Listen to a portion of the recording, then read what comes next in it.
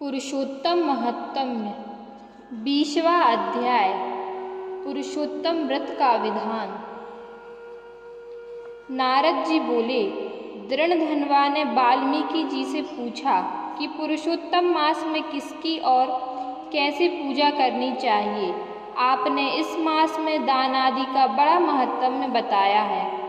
पूर्व जन्म में सुदेव ब्राह्मण के रूप में मरा पुत्र जीवित हो गया तो मैंने पुरुषोत्तम मास का साविधि पूजन किया, किंतु इस जन्म में सब विधान में भूल गया हूँ, तो आप मुझे बताएं।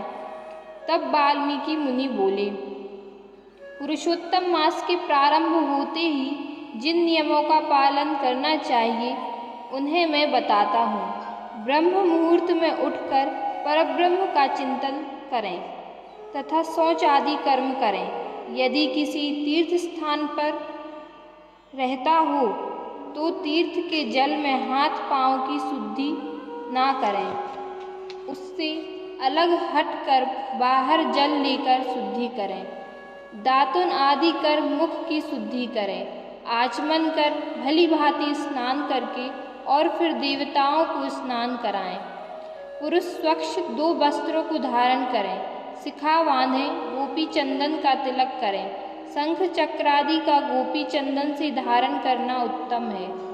प्राणायाम कर संध्या वंदन करें और सूर्य के दर्शन तक गायत्री जप करें और खड़े होकर सूर्य मंत्रों से सूर्य को अंजलि दें। इस प्रकार नित्य कर्म कर श्री हरि की पूजा प्रारंभ करें। व्रती पुरुष शुद्ध हो वाणी को नियम में कर गोबर से लिपी हुई अथवा स्वच्छ धुली हुई भूमि पर चावलों से 8 दल वाला कमल बनाएं और उस पर कलश की स्थापना करें। उस कलश में जल भरकर समस्त तीर्थों का आवाहन करें और मंत्रों से गंध अक्षत नैवेद्य और पुष्पों से पूजा कर कलश पर पीले वस्त्र से लपेटा हुआ ताम्र पात्र रखकर उस पर श्री राधा कृष्ण को भक्ति युक्त हो प्रतिष्ठित करें। पुरुषोत्तम मास के देवता पुरुषोत्तम ही हैं।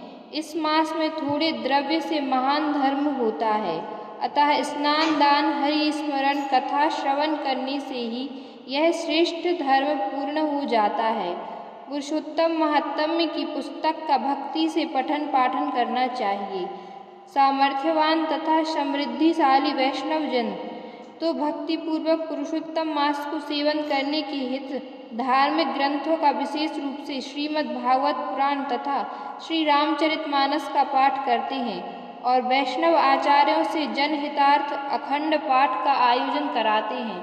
इस प्रकार आदिदेव पुरुषोत्तम की प्रसन्नता हेतु पुरुषोत्तम मास में धार्मिक अनुष्ठान कराने चाहिए।